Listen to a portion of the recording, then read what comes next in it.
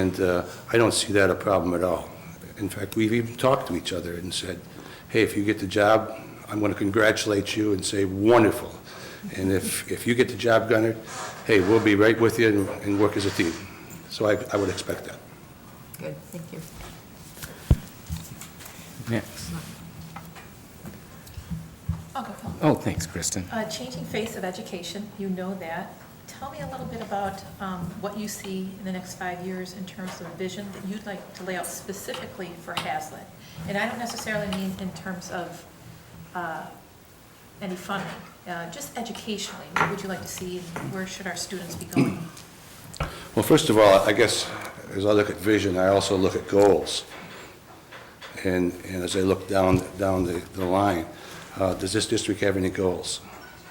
You have school improvement goals, but you have goals for the district of where the Board of Education wants to take this district. And if you don't, I think that's one of the first things we have to take a look at.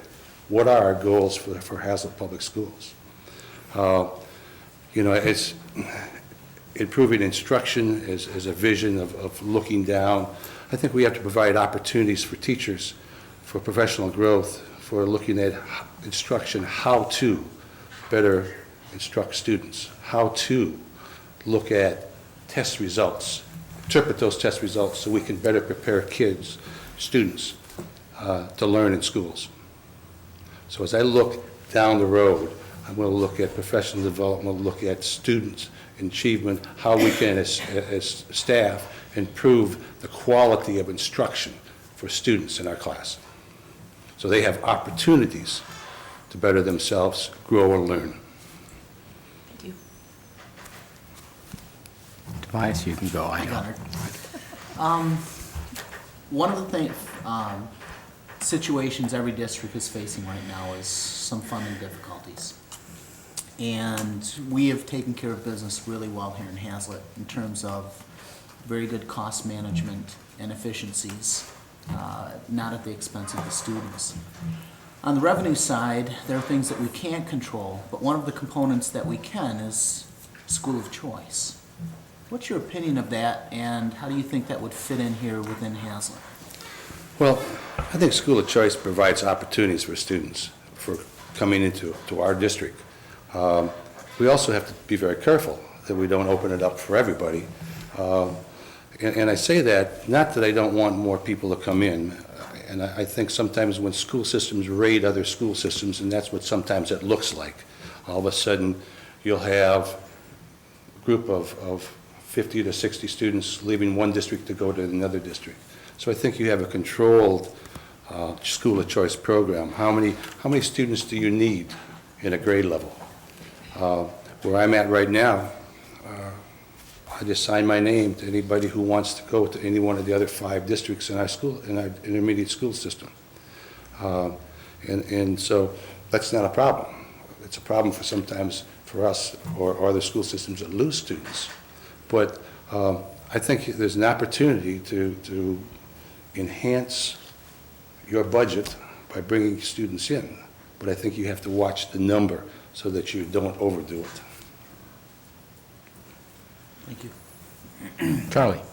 Gunnar, you're currently a superintendent, but if you were superintendent at Hazlitt, how would you address some of the social issues that the students are facing, the drugs and alcohol specifically? Well, I think Hazlitt's already started that this past year or two. I think they've had some meetings with parents. I think we have some in-services with staff. We have programs when a student has a problem with drugs that we provide the support for that student to get the help and then provide the support afterwards. Back a number of years ago, Rick Beal was here as a assistant principal, and Rick was very instrumental in the board back in the, I want to say, cold, yes, when and they had all sorts of treatment programs. They would help students, and they gave credit to students who went to treatment programs. I think that looking at students who have social issues, drugs, and so forth, we need to inform kids. We need to let them know not just the dangers of it, okay? We need to know what it affects on family, what it affects on other students, their friends, and so forth, and what the dangers are. Okay, students are going to make choices. Okay, we have to provide them information so they can make good decisions. Okay, students are going to drink. Okay, and they're going to drive. But I think if we provide enough information and good, solid information for kids, they'll make good choices.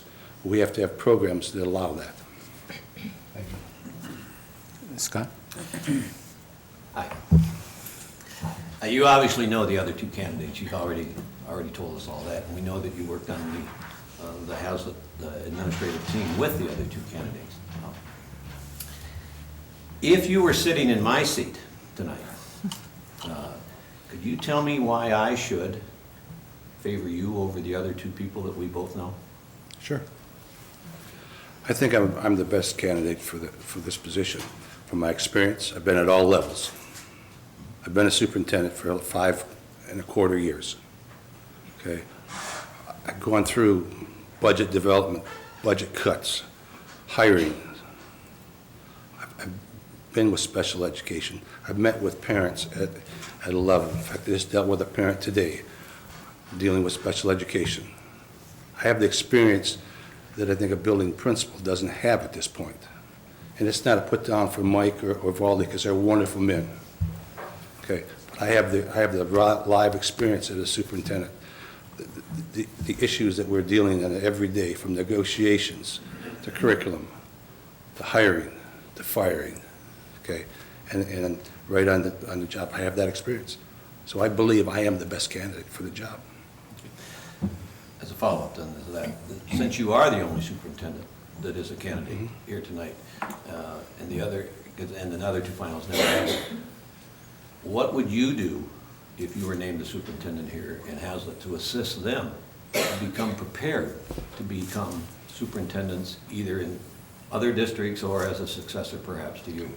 I would sit down with both Mike and Valdi and ask them what experiences they want to help them become a superintendent. Okay, I think from the standpoint of looking at what we do at central office, okay, what they're involved in. I know Valdi's involved in negotiations, which is an important part of the school system, negotiating those contracts. But I would sit down and talk with them about, okay, what do you want to get involved in? Do you want to get involved in something, or do you just want to be as a building principal? And then try to work with them to include those in the decisions. If they want to be involved in say, building a budget, when we're sitting down as a central office and working with the director of finance and assistant superintendent as we form our initial budgets, have them involved. Okay, when we meet with the finance, board finance committee, have them involved. Have them be part of it. But I need to know what they want. I have a follow-up Sure. to this line of questioning. Thank you for the intro, Scott. It's going to flow very well. Now, Gunnar, when you left this district roughly 6 years ago, you came from a situation where you had a good background at the various levels of education. The high school was smaller than what it is today. You essentially went into a district which had some very tough challenges ahead. So you've gained all this experience as a trial by fire, if you will. How is your management style going to work since you're not really coming into a district where you've had the challenges?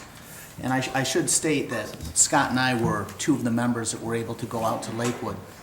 We had wonderful meetings with Gunnar and his staff and other people there. So you've certainly had the experience of going through a trial by fire, and look how well you've turned out. That's a compliment. Thank you, thank you. But It this has isn't been- the it has same been a- situation here. It has been a trial by fire, and it has been a learning experience. It took a minimum of 6 months to 9 months to get my feet in the ground and know what was going on into a school system that I've never been in before, and all the problems and all the things that were happening in that school system. My management style has been involving people, developing teams. Okay, I also have to spend a lot of time looking at what's going on, talking about the budget, talking about curriculum. So I have a broad understanding. My style has been and always has been, if you have a job, I expect you to do the job. I expect that I will follow up with you and say, how's it going, what's it doing? I will support you 100%. You make a mistake, make a mistake. We learn by our mistakes. Okay? So I'm a team player. I lead the team. I let people do their jobs. They know their responsibilities, what's their expectations from me, and we follow up with good conversation. And when we work together, we say whatever we want till that decision is made, and then we're one from then on. Thank you. Gunnar, can you describe how you and your staff in Lakewood have aligned the Lakewood's curriculum with state standards? Give examples of how you've gone about doing that? Well, when we do a curriculum review, we make sure that our K-12 curriculum is aligned with the benchmarks and standards of the state. So all fourth grades, you know, and we're looking at the MEP and so forth, that those students and that curriculum, those students, we taught the curriculum that's developed by the state, and the standards and the benchmarks are followed in each of those grade levels. And when we look at textbooks, we make sure that our goals and objectives, state standards are in those curriculum that goes right down to the lesson plans. Okay. Mike? Yeah, Gunnar, this is kind of it's a two-part question. I'll ask both parts and then come back to the first. What administrative procedures or decisions have you made that at Lakewood that have allowed you to make that district more effective in your estimation, in your time there as superintendent? And then secondly, in your role as the educational leader of the Lakewood district, what educational initiatives have you started or supported that you feel have made a difference and enhanced the learning opportunities for children in your district? Well, I'm going to go back to team building, because when I came into that district, the administrative team was not in shambles. They were working separately from each other and looking at each other and not necessarily working with each other. If we were looking at cuts or we were looking at other types of maybe adding programs, it would always come around where somebody would come back to my office and say, oh, but this doesn't apply to me. So in the building of a consensus building and working with our administrative team, okay, start giving them, this is what we're going to do. And we're going to make a decision together, we're going to follow up. And anybody who comes back around and say, but this doesn't qualify for me, our discussion is going to be at the table. And our decisions and our comments and whatever, we're going to do that together. And I got to lead by example. So if a team makes a decision that I may not think is the best decision at that point, we'll talk about that. But if the team wants to go there, we'll follow it as long as it's in the same type of direction. If they're going to go in another direction where I don't, I will say, what about? And that's the one nice thing that we can talk about, what abouts. And I think that's been the biggest effect that our group have. We do have a cohesive administrative team, and I hope that Tobias and Scott saw that and experienced their beliefs and their discussions and what I've done as to building that administrative team that works together as a group now. What was the other one? The other one deals with, as being the educational leader of the district, what initiatives have you started or supported? Well, it goes back to one of the things that I mentioned in the last time I was here in the interview, was we were looking at what types of programs could help students, especially those who had difficulty in reading and math. And my assistant superintendent said, you know, we need some money for grants. And so we said, let's write a grant. And so we did, and we received the Bridges ASAP LAP program, and we got the Bridges program. And it's a program for coordination, for students focusing, and it helps students read better, getting the skills so you're focused, you're going left, right. So that initiative has been for the last 3 years. In fact, it's worked out so successfully that in our budget cuts this year, we've kept one of those teachers in, and another building is taking part of their special ed resource room, and that teacher is going to be part-time bridges for that particular building, and then special ed resource room for the rest because of that, okay? Also, when you have special classes, the high school will have an AP class, or it may only have 12 kids in it. But that's important for those 12, to build the program. And did the same thing here. We had students, 22 students in an AP English class. We opened it up to everybody who wanted to do it, knowing the rules. We grew. So I think there's 3 or 4 classes now, that's when I left there was. So providing opportunities for students to take classes at the secondary level, at the high school level. Looking at the middle school, we're still involved in trying to do team building in terms of middle school concept at the middle school. It's been very difficult to do that with the budget cuts, but we're trying that and continuing to do that and allow that middle school to do that. Okay. Charlie? Gunnar, 5.5 years ago, when you became superintendent of Lakewood, you sold your house for many years and left Hazlet, you and your wife. If you become superintendent of Hazlet, do you and your wife plan moving back to Hazlet? Absolutely, absolutely. Thank you. We plan to come here, live here as residents, okay? We'll still have our cottage, okay? But we will live here and be members of this community. Not a problem at all. Thank you. Bev? How would you describe your negotiating style with unions, and what do you feel that you would bring to Hazlet in that regard?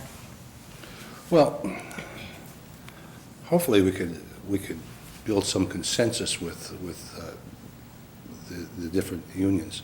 I found is that it goes right back to what types of objectives and goals are you going to try to reach in negotiations, looking at the contracts, looking at your finances, with insurance going up 18 to 20% for the last 2 years, with retirement rates going up 1.88%, and next year going to go up double that. Some of those costs you have no control over. So you have to take a look at what do we want to do. And so as a spokesman for the board, and as I look for ways to organize and get a negotiation team together, we have things that we want to do. We want areas of the contract we would like to. And there comes a point when you have to make a decision. Is that worth getting the contract or not getting the contract? And sometimes things you want, you don't get. And that's part of understanding. Sometimes the language changes in the intent of what you're trying to do. So I would love to go in and say all this hunky-dory and it's a bed of roses. It's not sometimes. Sometimes you have to take a real tough stand in what you want and where you're going with it and go after it. And then at the end, if that's what you want, you stay with it. Okay? And we're there, right now I'm in that spot. One thing stops us from a contract in Lakewood, and that's insurance. And 7 members of the Board of Education have said, no, we will not settle without a cap.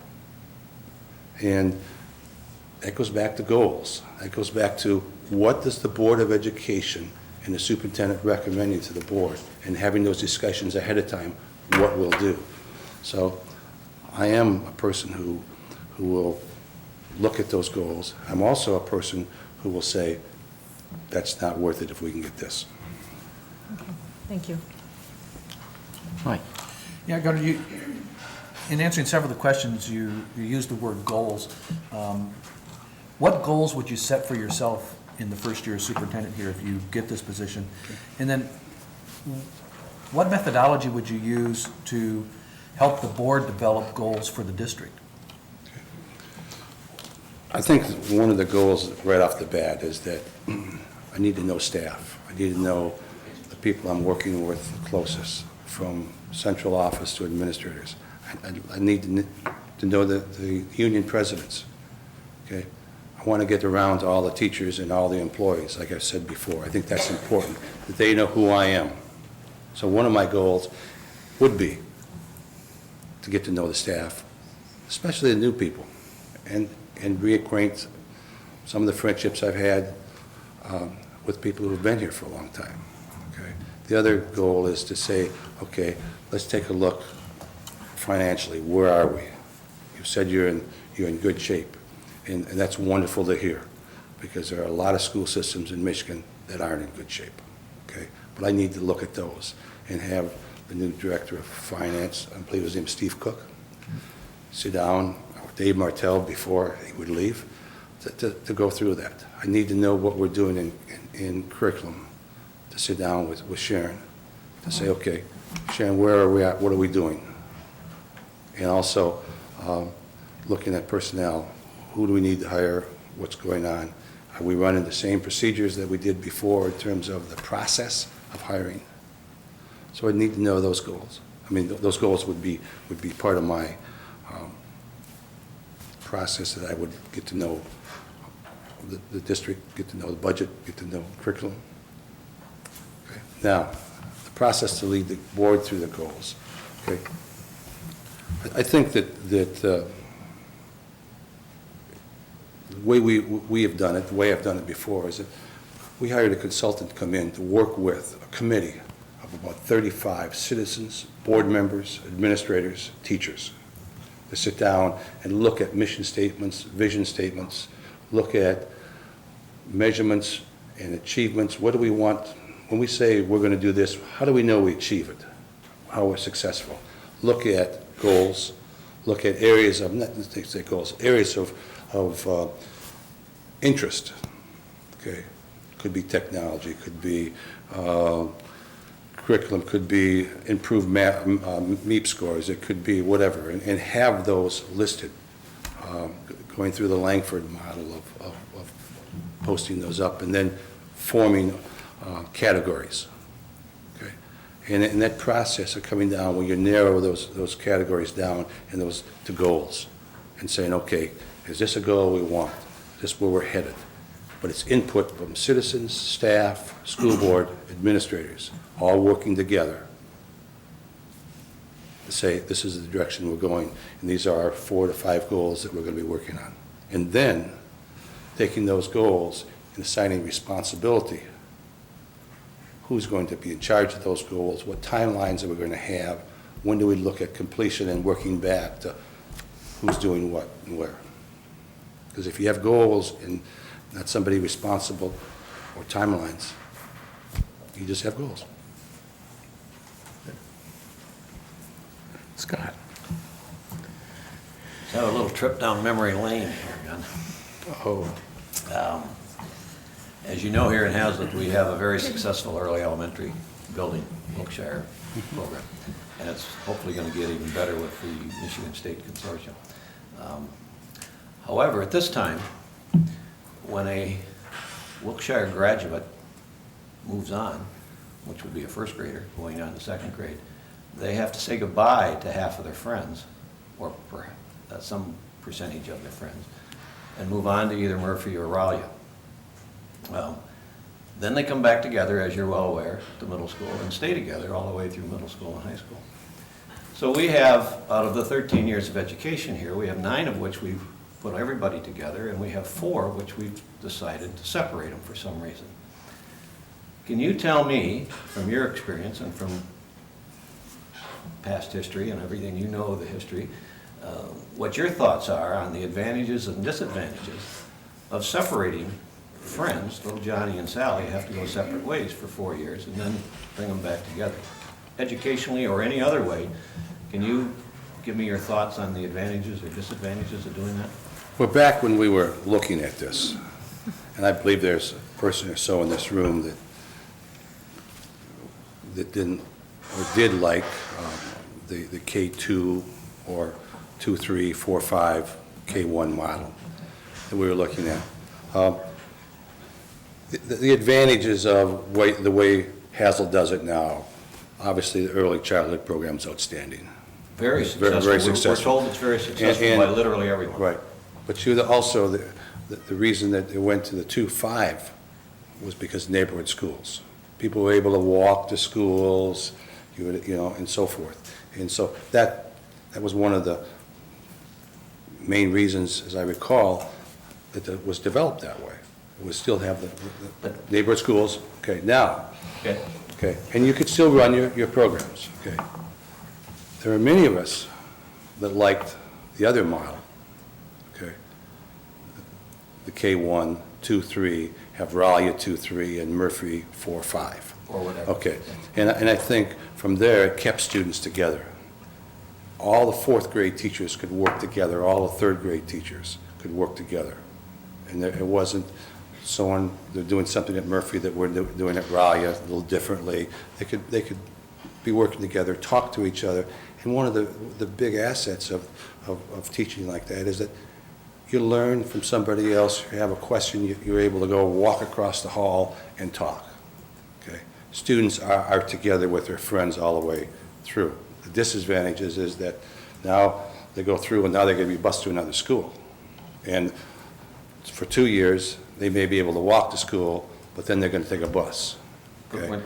And that, to me, is not a problem, because we bus students an hour and a half, hour and a quarter right now. So I don't think there's a bus route here that lasts an hour and a quarter. Okay? No. But Fortunately. I think educationally, it makes sense to keep kids together. Also, as you look at, you need to add a section or cut a section, it's a lot easier to do. It's a lot easier to break up students in terms of having Johnny and Billy and Eddie and Sammy all together. Or can I break them up into 4 or 5 different or 6 different rooms? Okay, and I think teachers appreciate that and parents do too. So, if that would be the way Hazlitt would be going, I'd support that.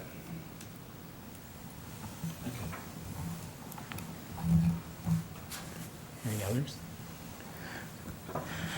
Well, I'll have the last one, then I didn't know we would go around that fast. You've talked a lot about the experiences you've had, and so this is just going to ask it in a different way. Knowing your expertise and what you're really, really good at, what are you going to bring, what are these expertise you're going to bring to Hazlitt to make it more effective? What's your real strengths that you're going to bring to this? And what do you think, and what ways do you make Hazlitt more effective with those strengths? I think first of all, I bring myself, and I know myself very well, okay? So you're bringing in a confident person, okay? A person who can work with other people, a person who can delegate and let building principals do their jobs, follow up with them so we know what's going on. So, I am a person, a management style of, okay, this is what the expectations. You are a building principal, you have certain things you need to do, and I expect that to happen and more. So, it's my managerial style, okay, I bring. Dealing with people, I think I'm very good with people. Bringing out the best in people, giving them opportunities to try and opportunities to succeed. Because I think that's important. Just as we give students opportunities, we need to give our teachers and our administrators opportunities to try something new. If it fails, let's go on. It's a learning process. Okay, I think the same thing for teachers. If there are opportunities that they want to try something different, let's take a listen to them, okay? Because there's some wonderful things that happen providing opportunities. Any last questions? Gunnar, you have a chance to address us in any way you'd like. Well, you had mentioned would I move to Hazlitt, and the answer is yes. You know, I'm not here for a 2 or 3 year period, okay? I'm here for 5 or 6 years. So if you're looking at me and saying, Johnson's only going to be here a couple years, and no, that's not true, okay? I do plan to be here 5 or 6 years, and I give that commitment, okay? I still have a passion for what kids do in school. I have a passion to be on school sites. I love being at school, working with students and with staff. I get up every morning, and I don't say, oh, I don't want to go to school today. I do. So I look forward to it. And I want to thank you right from the start for giving me the opportunity. Because this is an opportunity. As I told you before, I believe in opportunities. And if it works out, you will have a person who will serve you well, and this community well, and I will be a leader, as I am now. Well, Gunnar, thank you very much. It's been great to have you back, and you're just very special to us, so thank you very much. We're going to take a 10-minute recess and be back at 9:30.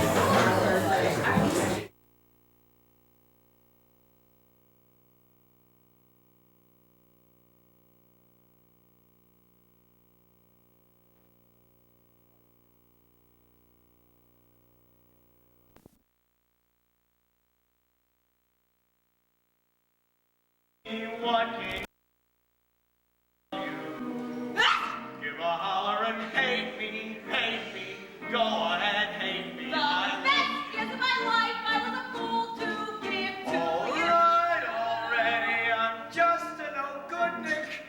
Alright, already, it's true. So sue me, what can you do me? I love you. You gamble it here, you gamble it there, you gamble on everything all except me, and I'm sick of you keeping me up in the air till you're back in the money again. When I think of the time gone by, think of the way I tried, I could honestly die. Serve a paper and sue me, what can you do me? I love you. Give a holler and hate me, go ahead, hate me. When I love you. Wind up in jail, don't look to me to bail you. Alright, already. So call a policeman. Alright, already. It's true. So new. So sue me, what can you do me?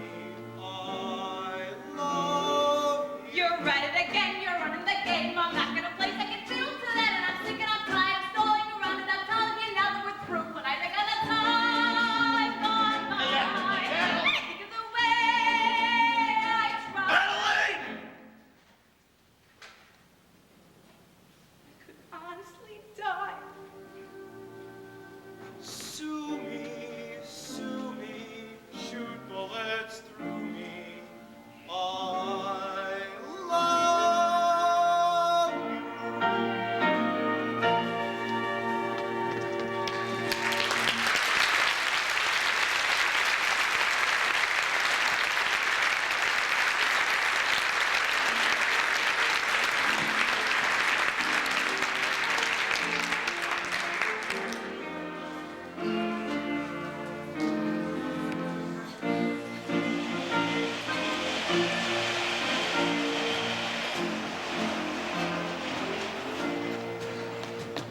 It is now several minutes past midnight.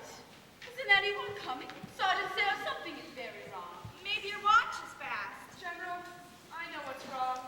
I'm wrong. I failed. I've spoken to these people day after day, but my words haven't reached them. All right, everybody in. Welcome, brothers! Welcome! Is everybody here? Where's Nate Detroit? Present! Well, here they are. 1 dozen or more assorted sinners. And some friends. Sorry I didn't have time to clean them up. Won't you gentlemen sit down? Sit down, all of you. Take off your hats. What a remarkable young man. Yeah, remember that, you guys. Sister Abernathy, you're dice. I would like to welcome tonight because the meeting will be conducted by the head of our organization, General Cartwright. It is wonderful to see our mission graced by the presence of so many evil-looking citizens. Now, who would like to start the ball rolling by giving testimony? Benny, give testimony. I ain't no stool pigeon. Come, brothers, I know it is difficult, but let one of you give the sin that is in your heart. Benny, tell him what a bum you are. Benny! I always was a bad guy and a gambler, but I ain't gonna do it no more. I thank you. There, now don't you feel better now? I'm all right. Anyone else? Big Jewel. I used to be bad when I was a kid, but ever since then I've gone straight, as I can prove by my record. 33 arrests and no convictions.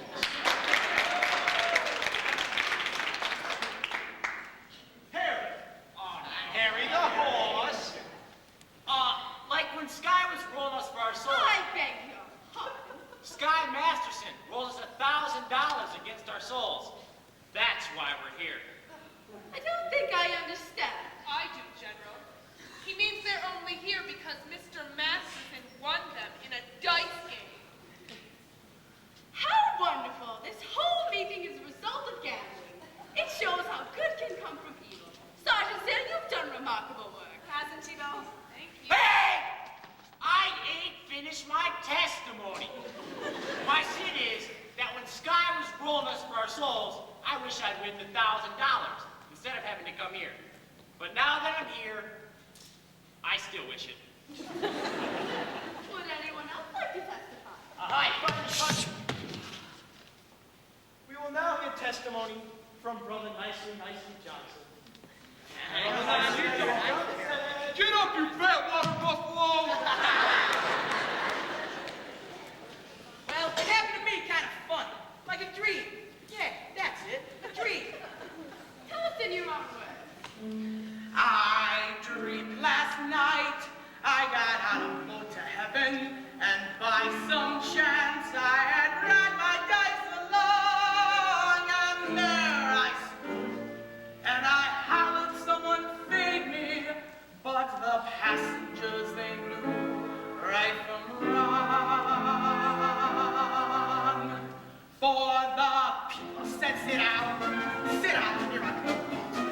People said, sit down, you're rocking the boat. And the devil will drag you under by the shelf of burial champion coat. Sit down, sit down, sit down, sit down, sit down, you're rocking the boat.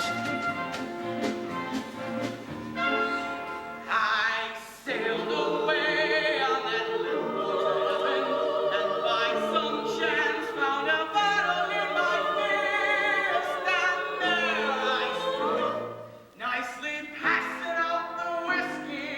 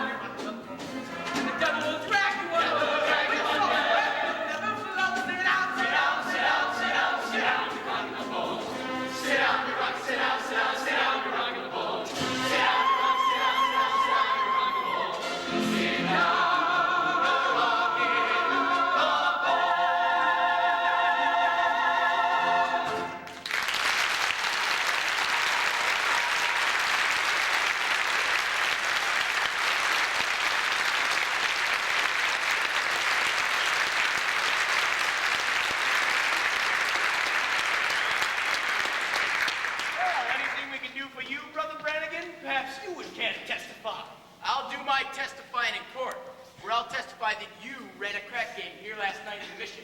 Miss Sarah, you were standing there on their left. You saw them. Aren't these the fellas?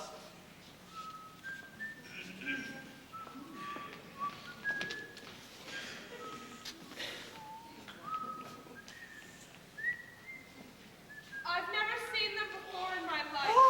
There's a right broad. Now, if you would excuse me, officer, we'd like to go out on our meeting. I've never seen crapshooters spend so much time in a mission. Maybe that's what they mean by holy rollers.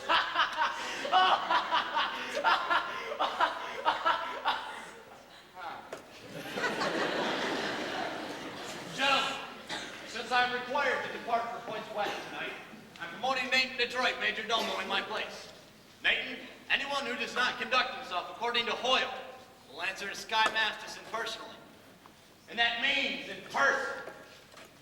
Thanks. People, I also have a confession to make, and I gotta get it off my chest. Fact is, we did shoot crap here last night, and we're all real sorry about it, ain't we, boys? I'm real sorry. But me, I did another terrible thing. I made a bet with a certain guy that he couldn't take a certain doll away with him on a trip. And this I should not have done.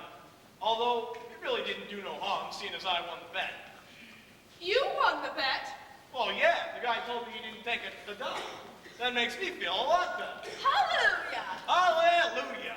Hallelujah. Now, gentlemen, we will sing number 244. Follow the form.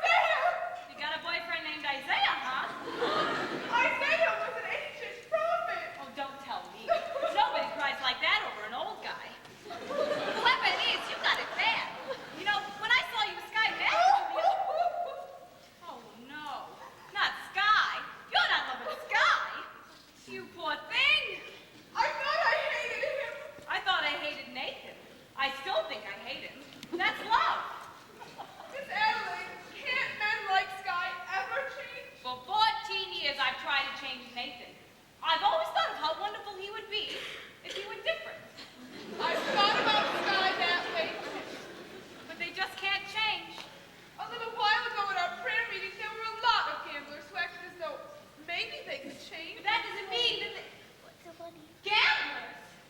At your prayer meeting? Was Nathan Detroit there? I'm sure I heard that name.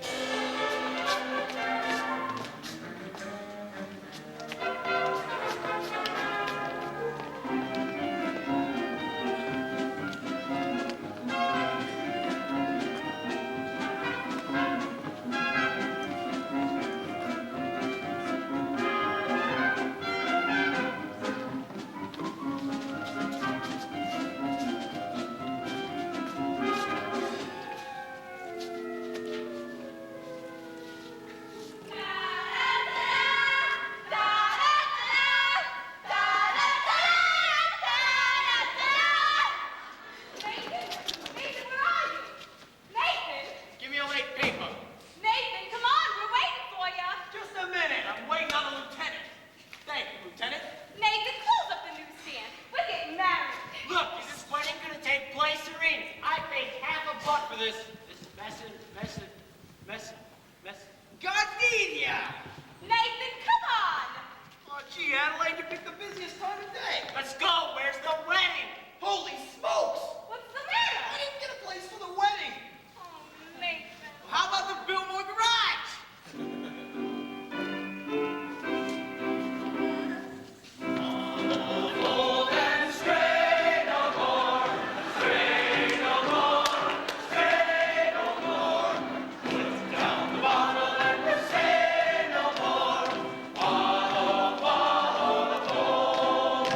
Brothers and sisters, life is one big crap game, and the devil's using loaded dice. Where's the crap game? Brother Masterson, Yes, Brother Detroit? can we get married in your mission? That's Adelaide and I. Certainly. And I'm just the man. Nathan, I'll lay you 8 to 5. You'll be very happy. What Obadiah means is he Obadiah! He wishes you every happiness. And so do I. Oh, thank you. I know we'll be happy. We'll have a little house in the country, and Nathan will be there right beside me every single night. And two. When you see a guy reach the stars in the sky, you can bet that he's doing it for some calm. When you spot a John waiting on the rain, chances are it's the same as only a John can be for a Jane. When you meet a gent paying all kinds of rent for a flat back to flat in the Taj Mahal, call it sad, call it funny, but it's better than even money that the guy's only doing it for some love.